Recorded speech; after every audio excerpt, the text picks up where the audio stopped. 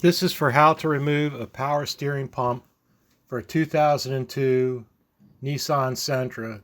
May be compatible with 2000 to 2005 Sentras.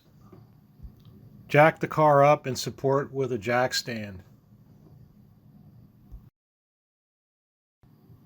Pump all the fluid out of the power steering reservoir. Disconnect both the lines at the reservoir. For the intake, disconnect the hose at the pump inlet.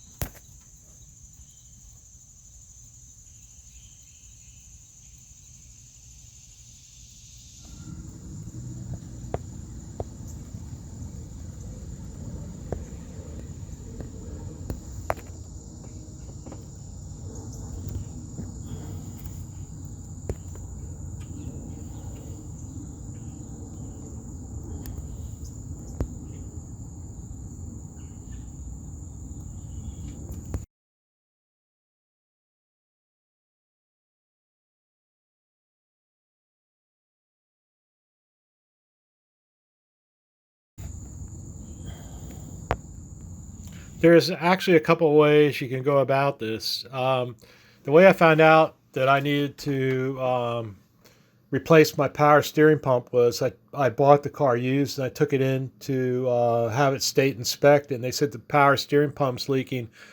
I kind of doubt the pump was actually leaking or was bad. I think more what it was is that the inlet tube was dry rotted, and I think it was leaking, and that's right on the top of the pump, so it's running down all over the pump. Or the inlet that has two bolts that hold it to the pump.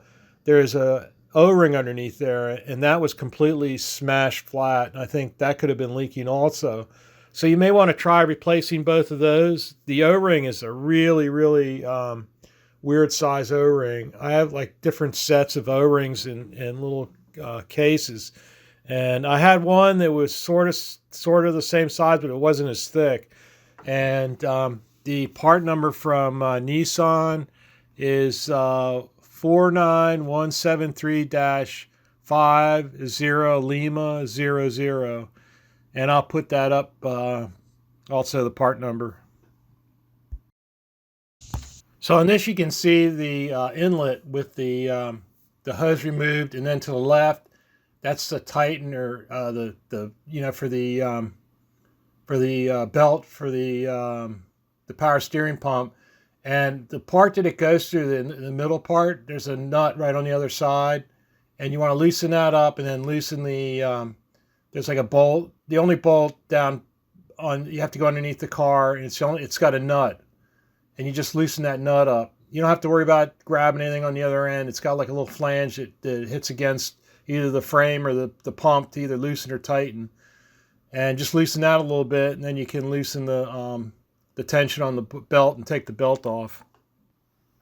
There's also two ways you can go about removing the power steering pump. One is that you can leave the bracket on the block and just remove the steering pump, the power steering pump. All you have to do is that bolt that sort of pivots, that has the nut that you loosen, you can just take the nut off, and if you notice the holes on the front of the pulley are sort of egg-shaped. That's so the bolt with the little flange on it will fit through there, and then you can just remove the pump.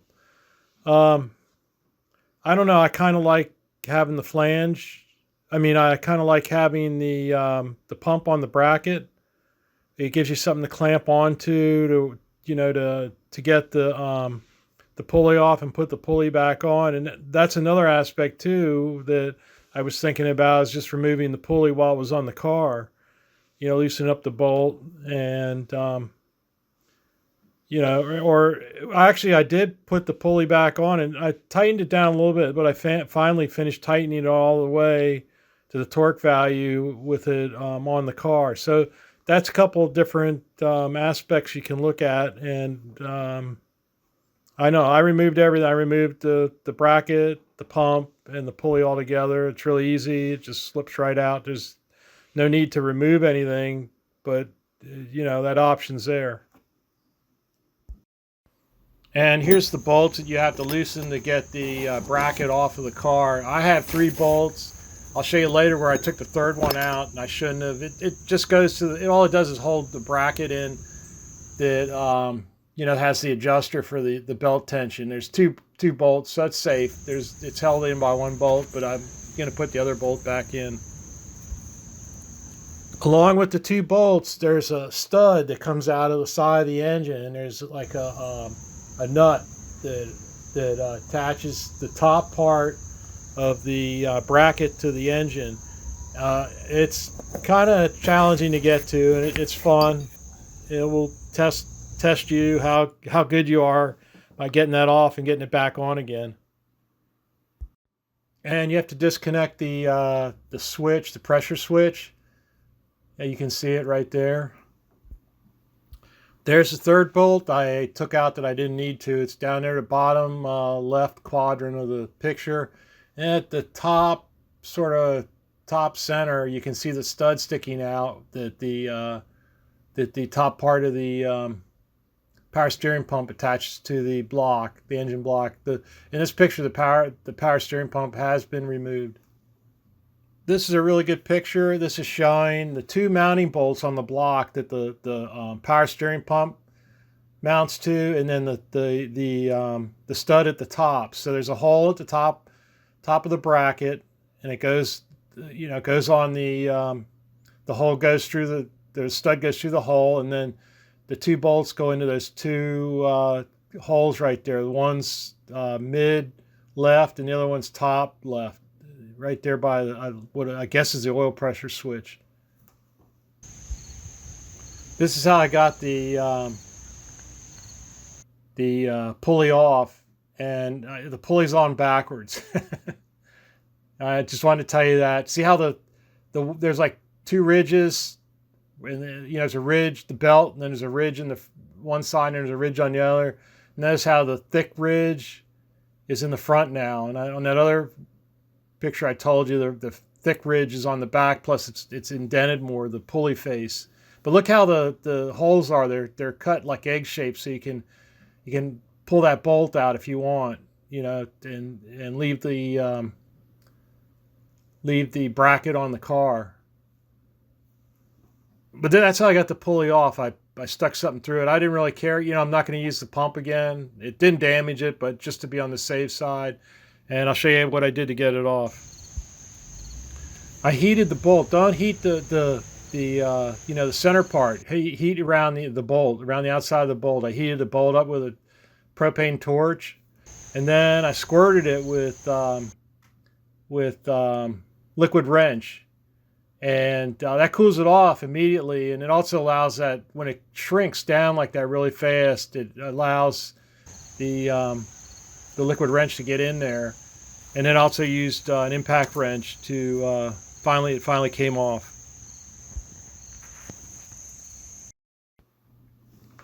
These came with the pump. They're 2 crush washers for the Banjo fitting, and then the O-rings. The one O-ring you don't need because it's for the I think it's for the Banjo fitting. There's 2 bolts that they already put on there. It's like an adapter, and that goes for one's for that, and it's already on there, so you don't need that O-ring. And the other O-rings for the I think I can't remember now, but it's the one O-ring that's in question is for the one for the inlet on the top where the 2 bolts go through, and the O-ring is just a little too big. I mean, if you try to squeeze it into the cutout, one section will pop out. You sort of have to lay it in, so it's in there, but it's just a little bit out. And then when you put the top on and bolt it down, you can feel it. It like the top pushes it into the